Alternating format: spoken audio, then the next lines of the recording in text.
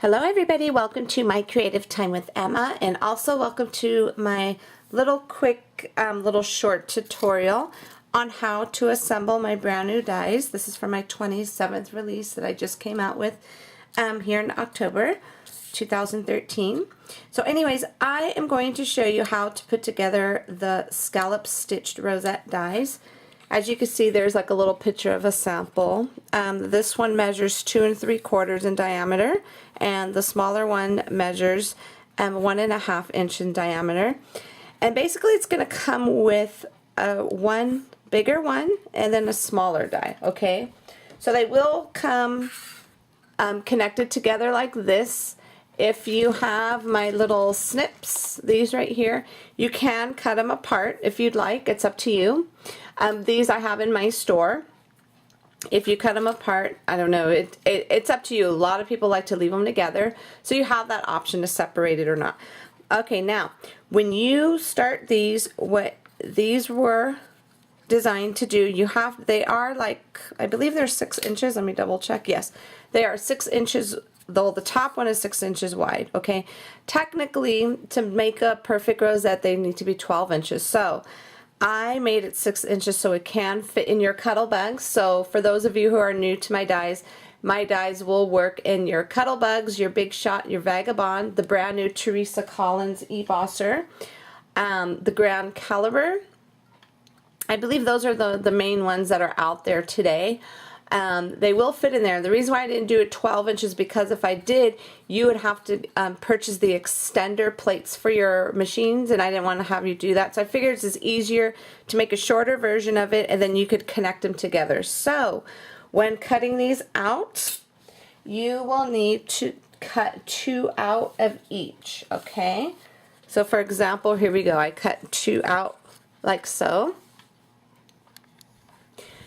And you will see what I usually do, I usually cut it out. I run it through my machine twice, okay, just to make sure, because as you can, hopefully you can see this in the camera, there are score lines for you, okay, and then you see my stitching across there. So all you would have to do is just go ahead and fold it like an accordion, back and forth, okay. So no more grabbing your score pal or your scoreboard and just, you know, making the fold yourself. It's all done for you. Super easy. I love it. Okay, you're just going to keep on folding these all the way to the end. Now, another tip when doing these, I don't suggest using heavy cardstock for this.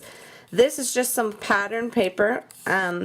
Some 12 by 12 pattern papers from an old Halloween set from my mind's eye. Definitely use, because your paper wants to be easy for you to make your folds, okay? I'm just going to kind of quickly show you if you were to do it on a thicker paper.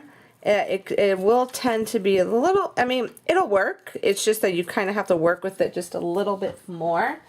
Let me see where I put it, because I know I cut out a different okay, here goes an example right here. Here goes a cardstock. This is a textured cardstock, and you see how it's just, I mean, it works, guys, don't get me wrong, it works. It's just you might have to just kind of like, you know, fix it to kind of arrange it so it can fold on the lines perfectly. So of course it's working because I have it on camera. So anyways, yeah, it's just easier to work with, and if you want with this paper, like with the cardstock, with thicker cardstock, you definitely want to use your little bone folders to kind of give it a little bit better crease. And you can use this. I just want to see how it kind of folded, kind of messed up right there. The score lines are there, I promise you. It's just a little bit easier to use it with a lighter paper, okay? So I just wanted to show that to you really fast, okay? So definitely don't try this with your paper tray ink paper because it is a thicker paper. Okay, so this is what it looks like when it's halfway done, okay? So I'm just going to go ahead and do the same thing, accordion this second one really quick, and I'll be right back. Okay, here we go. We have my 2 pieces all ready to go. Now what I like to do, I like to, at each end, I like to just kind of just do like so. Just put my glue just like that, okay? Right on top. Layer it just like so. Or you could put the glue here and the glue here and connect it like that. But I don't like the way it looks. You know how it has like that little opening right there? So I prefer to do it this way.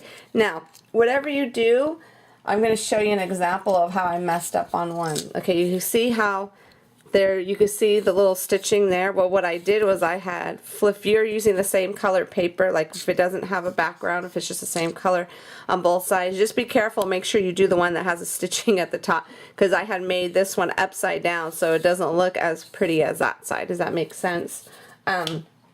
Okay, so anyways, what you want to do, the best that I've seen that works, I use my hot glue gun, okay? For me, that works. I mean, on this part, you could probably just use maybe some sticky tape, which is, let me see if I have some on hand. I should. Okay, here it goes. Like this right here. Just something, a really strong adhesive to get it down, or your little red tape. But I just use the hot glue gun. Now you just kind of have to work fast on this. Okay, and then I just glue it down like so. Okay. And I just kind of just hold that together like so, just to make sure that gets a good, that it sticks really well. Okay, and then you want to connect the other side as well. Okay, oops. Let me open this just a little bit, and you're going to connect the other side just like that. So same, oops, same way on either end. Okay. Sorry about the phone reading there. So anyway, so now that we have all the sides connected just like that, what you want to do before, I always put this aside, you want to get a hole puncher. I just use like a, let's see, for my bigger one, I have this 1 1/4 hole punch from Stampin' Up. You could use any hole punch, any circle. Everybody has access to circles. Anywhere I have my circle die you could use. Or you could use a 1 inch. I can't find my one. Well, I do have it here somewhere. But anyways, I just use 1 1/4. Okay, and I could have included this with the die, but if I include that with the die, that means the die is more expensive. So I figured, you know what? We all have access to circles, so I didn't want to include it. So what I usually do to make this easier for me, I cut out the circle because you're going to need something to put this on. And what I always do is what makes it easier for me, I just mark a little hole right there in the center, okay? And then you have to work fast with this, just an FYI, okay? So now what I'm going to do is I am going to put my hot glue all on here. Okay, you don't have to put that much, but you might want to because you want it to stick on here perfectly. So now when you want to grab your little rosette here and kind of like bring it in all like so, and then you're going to bring it on top and just kind of guide it where you marked your little dot there, and that's where you want that middle part to go into that center. And just hold it there for a little bit because you want that glue to dry really well. And you just hold it down just for a few minutes, not minutes, but you know, for a few seconds. And then there you go. So this way your little circle here won't be all messed up, because I think you could see it on one of mine. No, I threw them away. Well, when I first made them, I was trying to hurry up and put it on there, and my circle was all the way down here. It was barely holding on. But basically, that's how you want to do it, like there. See, now, I should have held it down just a little bit longer because this would have been a perfect little circle in the center. But it's okay. This will work as well, okay? So, same exact scenario for your smaller, for the smaller ones, okay?